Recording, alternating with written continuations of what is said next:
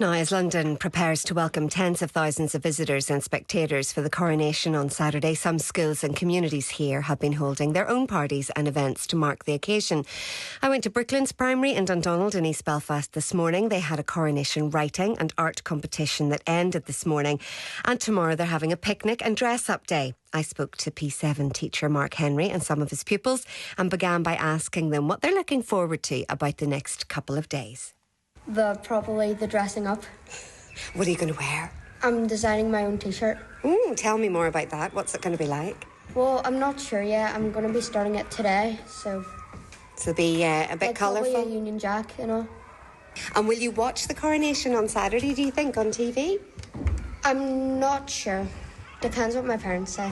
Yeah. It'd be quite nice to watch all the pomp and ceremony, won't it? Yeah. And just see, because that's something that, most adults don't remember, the Queen's coronation, because we either weren't born or we were very, very young. So it's something that you'll always be able to remember and look back on.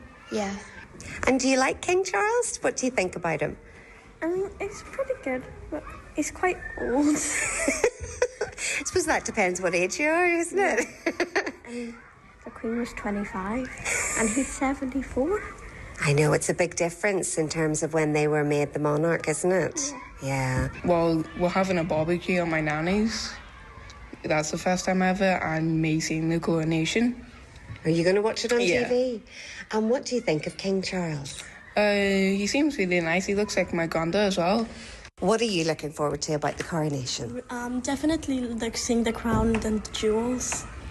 That'll be interesting. And will you watch it on TV, do you think? Yeah, what are you looking forward to most? Will your whole family watch? Tell me about your day. I don't know, but I really looking forward to the actual thing of the coronation. So all the sound, the music, and just the environment and the atmosphere of it.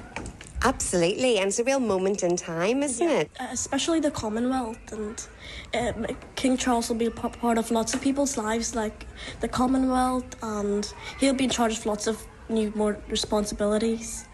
And what do you think about him? Do you think he'll make a good king? Well, Queen Elizabeth was quite beloved, and he'll try to be as good as her. I mean, we're standing here in the Assembly Hall, with Big Ben, Westminster. Yeah, my class were busy with the London landmarks. They went with the theme. I gave them a theme. I'm not very artistic, so they went with the London theme. Buckingham Palace, the map, the London Eye, even the Grenadier Guards over there as well. So they did a great job in helping me decorate. I mean, it's their hall now. It's their hall.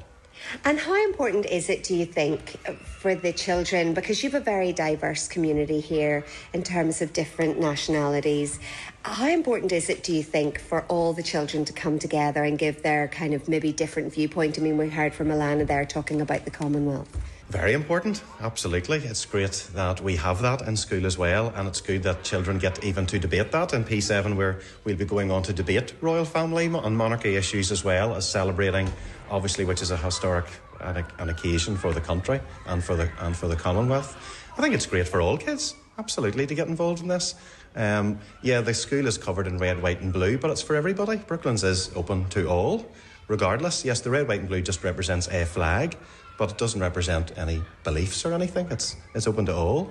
So we want people to be immersed in that as much as possible. And I suppose the thing that strikes me, looking at the big full assembly hall with your children right through, these are the first kind of generation of children in the UK who will grow up with a king rather than a queen, which was, because her reign was so significant and over such a long period of time. Very interesting to note just in my class, just about, you had asked some of my pupils about how they thought King Charles would get on. They know more about, when we talk about royalty, they know more about William and Kate and about that. So in their lifetime they will see, all being well, of course, a King William and a Queen Kate. They seem to know more and identify more. Maybe that's an age thing or what they're up to.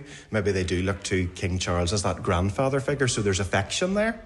But in terms of relevance, perhaps, maybe they look to, and they'll look in the future to, King William and his wife and his family. They seem to know everything about them, but actually quite little. Although we heard this morning, and even P2s went home and did a lot of research, didn't they, into King Charles.